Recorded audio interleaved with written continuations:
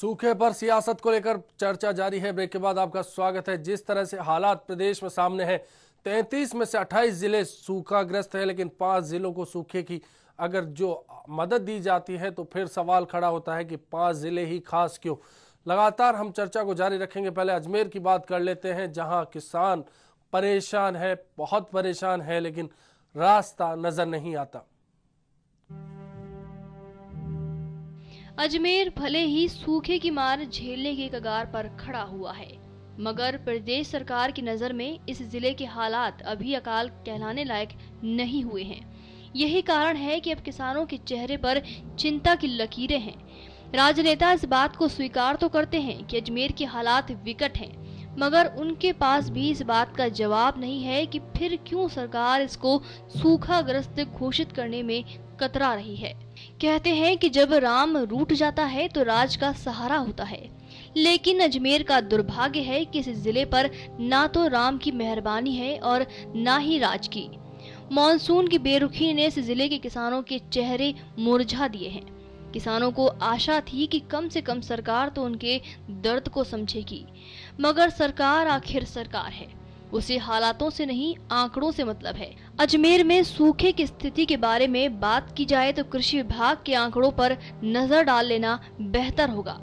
कृषि विभाग ने रबी के लिए 4,23,000 हेक्टेयर पर बुवाई का लक्ष्य तय किया था, जिसमें से मात्र 3 लाख हेक्टेयर पर ही बुवाई संभव हो पाई। जाहिर है किसान परेशान हैं और उनके पास सरकार को कोसने के अलावा कोई चारा नहीं है। वार्ड पंच से लेकर जिला परिषद सदस्य तक के जो जनप्रतिनिधि, उन्होंने पुरजोर तरीके से माननीय प्रभारी मंत्री से भी अनुरोध किया था कि अजमेर की हालत खराब है, अजमेर में एक बूंद भी पानी नहीं बरसा है, यहाँ के किसान और पशुपालकों की स्थिति बहुत दयनीय है और इसलिए अजमेर जिले को भी अकाल घोषित किया जाए। और प्रभारी मंत्री से भी हमने पुरजोर अनुरोध किया, लेकिन उसके बावजूद भी इस राजस्थान सरकार के कान में जू नहीं रहेंगी। मैं आपको बताना चाहूँगा कि माननीय मुख्यमंत्री जी को जोधपुर के अलावा और कुछ दिखता नहीं है, अजमेर उनको नजर ही नहीं आता। वहीं दूसरी तरफ राजनेता इस गंभीर मुद्दे पर भी अजमेर जिले की जनता की आवाज को पुख्ता तरीके से सरकार के सामने उठा पाने में नाकाम नजर आ रहे हैं। भाजपा अपने आप में ही इतनी उलझ चुकी है कि शायद उसे जनता से जुड़े हुए इस मुद्दे पर कुछ बोलते ही नहीं बन रहा है। तो वहीं दूसरी तरफ सत्ताधारी कांग्रेस के नेता हों या मंत्री, सभी जनता को संवेदनशील मुख्यमंत्री पर भरोसा रखने की बात करके अपने कर्तव्यों की इतिश्री कर रहे हैं। जो भी अकालग्रस्त जिले अग्रिम पंक्ति में आ सकते हैं उनमें अजमेर है कि या तो डार्क जोन है यहाँ पे, या जमीन के अंदर पानी ही नहीं है, और या खारा पानी फ्लोराइड वाला है। तो इतनी भयंकर समस्या यहाँ पे है, तो ये तो पहली पंक्ति में अकाल की में इसे अकालग्रस्त जिला शीघ्र घोषित किया जाए। मैं खुद भी मुख्यमंत्री जी से इस विषय में बात करूंगी, पत्र लिखूंगी। और अशोक गहलोत जी शुरू से ही जब ऐसी विपदा आती है बहुत ही संवेदनशीलता से और सेंसिटिविटी के साथ काम करते हैं। ये हमने पहले देखा भी है और मुझे पूरा विश्वास है कि जिस तरह से पूरी की पूरी एक्शन प्लान बनाया जा रहा है इस सूखे से निपटने के लिए, उसको बहुत ही मुस्तैदी से सभी राजनीतिज्ञ और हमारे जो ऑफिसर्स हैं, पूरा एडमिनिस्ट्रेशन ऑलरेडी प्लान बना चुका है। केंद्र सरकार से जो भी राहत हमको मिलनी चाहिए वो मिलेगी और सभी मुस्तैदी से इससे निपटेंगे। जो भी हो, अजमेर की जनता का विश्वास अब अपने आप से ही उठ गया है। सशक्त राजनीतिक नेतृत्व के अभाव में अपने मुंह का निवाला छीने जाने की कोशिश को बीसलपुर पेयजल परियोजना के रूप में भुगत रहे अजमेर के किसान मायूसी को नसीब मानकर चुप बैठे हुए हैं। अजमेर से एचबीसी के लिए मनवीर की रिपोर्ट। तो अजमेर की तस्वीर हमारे सामने थी। प्रताप जी, हमने जो तस्वीर देखी, कांग्रेस की नेता है प्रभा ठाकुर बोलती हैं कि अकालग्रस्त घोषित करो। बीना काक प्रभारी मंत्री है अजमेर की, वो पहुंचती और कहती है कि प्रयास जारी है। लेकिन क्या पहले जो श्रेणी में 5 जिले थे, क्या 7, 8, 10, 15 नहीं हो सकते थे वो? अश्विनी, हमें सरकार की व्यवस्थाओं को, सरकार की समस्याओं को, सरकार के अपने तौर तरीकों को भी समझना होगा जी। कुल मिलाकर अभी सावन ही गुजरा है, भादो बाकी है। इस बार तो अधिक मास है, वैसे भी 2-2 बार भादो आने वाला है और आमतौर पे पिछले 2-3 साल से ट्रेंड ये रहा है कि सावन में नहीं भादों में बरसता है बादल। तो इसलिए हमें अभी बरसात का इंतज़ार है। अभी हो सकता है कि हम अकाल की चिंता कर रहे हैं और हमें भगवान इतना पानी दे दे कि हमें अकाल की चिंता करनी ही नहीं पड़े।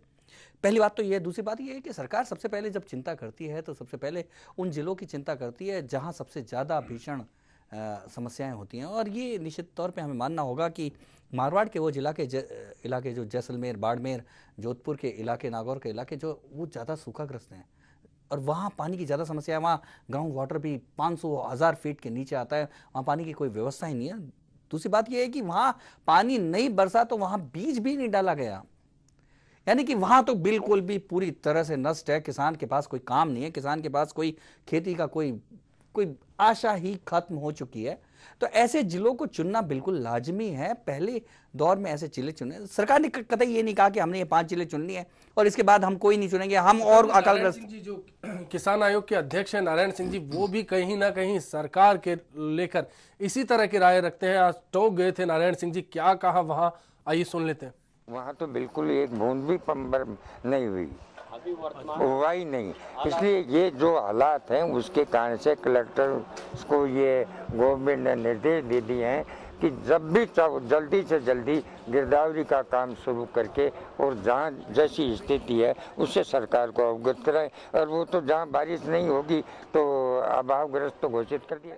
नारायण सिंह जी कह रहे हैं कि गिरदावरी की बात हो रही है। अब भीलवाड़ा का रुख कर लेते हैं, भीलवाड़ा के हालात जान लेते हैं। वहां भी राहत बरसने का इंतजार है, लेकिन आसमान से आफत ही नजर आ रही है फिलहाल किसानों को। क्या है हालात, आइए देखते हैं। प्रदेश में बरसात नहीं होने से किसानों को अभी से चिंता सताने लगी है कि वो आने वाले समय में अपने मवेशी और खुद के लिए खाने पीने की व्यवस्था कहां से करेंगे। वहीं प्रदेश के मुख्यमंत्री ने जहां केवल 5 जिलों को ही अकाल अभावग्रस्त घोषित किया है, जबकि उसमें भीलवाड़ा का नाम नहीं शामिल है। किसानों ने अपनी पीड़ा बताते हुए कहा कि खेती वैसे भी घाटे का सौदा साबित हो रही है। महंगाई के इस जमाने में जहां किसानों को महंगी दर पे खाद व बीज खरीदारी कर जैसे तैसे खेतों में बीज तो डाल दिया, लेकिन आधा सावन निकल जाने के बाद भी बारिश की बेरुदी से उनके चेहरे मुरझा गए हैं। वर्षा नहीं हो रही है, इससे उनको भविष्य की चिंता सता रही है। किसान हर वर्ष कर्ज में डूबता जा रहा है, मजबूरी में उसे अपनी जमीन बेचकर बेरोजगारी से जूझना पड़ रहा है। भीलवाड़ा में खेती केवल वर्षा पर ही आधारित होने से यह समस्या और विकराल होती जाती है। यहाँ पर केवल फसल पर ही वो साल भर आश्रित रहते हैं। राजस्थान सरकार के जो मुख्यमंत्री हैं अशोक जी गहलोत, उन्होंने सिर्फ 5 जिलों को अकालग्रस्त घोषित किया है, जबकि पूरे राजस्थान में अकाल है। सब जगह फसलें जली हुई है। राजस्थान का कोई एक भी जिला ऐसा नहीं कि जिसमें आज फसलें लहला रही हो। और केवल उनका खुद का संभाग है अशोक जी गहलोत का, क्योंकि वो जोधपुर से आते हैं और उन्होंने जोधपुर, पाली और उन जिलों को अकालग्रस्त घोषित कर दिया। और भीलवाड़ा जिले में आज लोगों को पीने का पानी तक नहीं है, फसलों की तो आप छोड़ो। ऐसी स्थिति में ये बिल्कुल दोगला व्यवहार राजस्थान सरकार का। हम पशुपालन भीलवाड़ा के हालात हमने देखे, प्रदेश के क्या हालात है, अलग अलग जिलों से राय आई। आइए सुन लेते हैं क्या कहना है प्रदेशवासियों का सूखे के हालात पर। डिस्ट्रिक्ट की 60.35 मिलीमीटर वर्षा हुई है अभी, जो कि बहुत ही कम। कई पिछले सालों के बनिस्बत बहुत कम बारिश है और राज्य सरकार ने अकाल अभावग्रस्त जिला घोषित कर दिया है। इस साल अब सावन को महीनों उत्तरबन आयो है, भादो लाग बन गयो है। टाइम तो करीबन सगड़ो निकल चुकी लग गए है कि काल ही है। आई 2012 की साल और काल पड़ो अतो भारी, जरा भला घरा की लुगाया माथा पर मेली तगारी। अरे तगारी चुराली रेत बेचारी करे कहीं उतर दे दिया बाका खेत, उतर दिया खेत निपजो कोने कण जरा कुतर उगी 300 रुपया मन। बारिश नहीं हुआ, फसल खराब हो रही है सगड़ी। बारिश को इंतजार करते हैं बेटा। बारिश नहीं आई तो कहीं हो सके, बारिश नहीं आई तो फसल खराब हो जाएगी सगड़ी।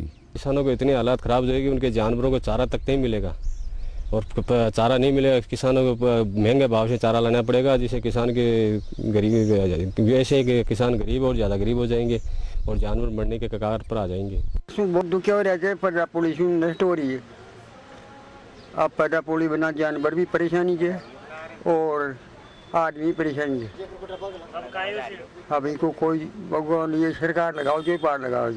जानवर ने कहीं खिलाऊगा, नाज को भी तांतो पड़ा हुआ 1 महीनो लेट से बरसात, अब भी जुलाई अगस्त में जाती है बरसात। अब गांव छोड़ेगा ना तो कहीं करेगा, ये भूखा ही मरेगा, आदमी मरेगा, जानवर भी मरेगा। बरसात तो छे कोने और थड़पड़ करिया जे जानवर जो तशे मरता बाशा मरता मर गया जे, यह परेशान गाड़ी आ रही है। बांधों की स्थिति है कि शून्य है लगभग, बांधों में कोई पानी एकत्रित नहीं हुआ क्योंकि बरसात की बहुत कमी है। पेयजल की स्थिति भी आगे जाके अगर यही रहा तो जो दिक्कत आ सकती है। राजस्थान में किसानों का बहुत बुरा हालात होने के बावजूद भी सिर्फ 5 जिलों को अभाव घोषित किया है, जबकि 33 जिलों में ही कहीं भी संपूर्ण बरसात नहीं हुई है। सब जिलों में चारा पानी के लिए किसान तराई कर रहे हैं। सरकार भेदभाव कर रही है, जहाँ कांग्रेस के एमएलए हैं, कांग्रेस के मंत्री, वहाँ तो सरकार ज्यादा पैसा दे रही है, जहाँ बीजेपी के एमएलए है सरकार वैसा पैसा कम दे रही है। राजस्थान और पूरा भारत 70% सूखे की चपेट में है। चाहे प्रधानमंत्री हो, चाहे राजस्थान के मुख्यमंत्री हो, आंखें मूंदे बैठे हैं और किसान बहुत जल्दी आत्महत्या के लिए प्रेरित हो सकता है, क्योंकि अभी जो सूखा पड़ा है राजस्थान का 75% एरिया सूखा है। बारिश अखबारों में मीडिया से पता चलता है बारिश कहाँ हुई है। सरकार ने जिन इलाकों में बारिश नहीं हुई उन इलाकों को भी सूखाग्रस्त घोषित नहीं किया, तो ये भेदभाव भी दर्शाता है सरकार का। मुख्यमंत्री जी को जो एरिया अभी तक घोषित नहीं किया है उस एरिया को तुरंत घोषित किया जाए और काश्तकारों को जानवरों के लिए चारा पानी की व्यवस्था करवाई जाए, काश्तकारों को डीजल वगैरह मुहैया कराया जाए, काश्तकारों को लाइट मुहैया कराई जाए, ताकि जो फसल उन्होंने बहुत ही महंगा मोल का बीज लाके वो उसको फसल को बचा सके। थोड़ी मामूली आशा बची है, बाकी अकाल तो पड़ रही है, ये तो सबको मालूम है।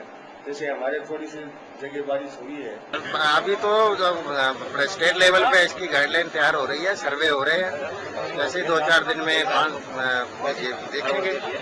अगर इस भादों के महीने में थोड़ा बहुत आस होती है। इस सरकार का जिससे जो सत्ता पक्ष है, आज क्या बाड़मेर, जालोर और जोधपुर में ही अकाल है, आज तो पूरा भारत 4 राज्यों को छोड़ के पूरा भारत चपेट में है, अकालग्रस्त है।